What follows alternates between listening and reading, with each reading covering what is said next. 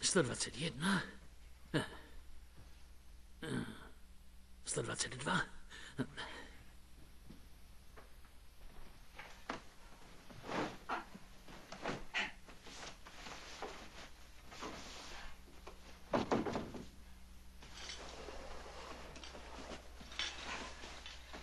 Co uděláme s tímhle?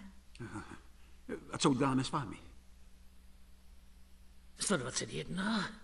122. Pan Blodžit, já jsem Karlo Karluči, ředitel hotelu. Je pro nás ctí, že jste tady. Díky.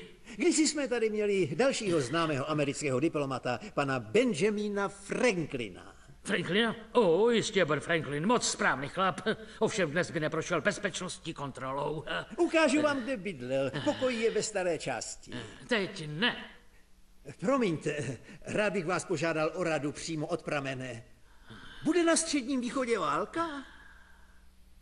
Tyhle informace neposkytujeme. Víte, nabídli mi místo v řetězci amerických hotelů u Sheratonu. Mají otvírat nové a jeden z nich je v Damašku. V Damašku. Není to ode mě.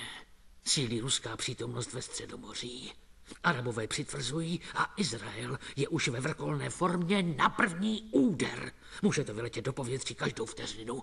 Má rada zní. Zapomeňte na Damašek. Děkuji. Takže přijmu to druhé místo. Jaké? V Sheratonu v New Yorku.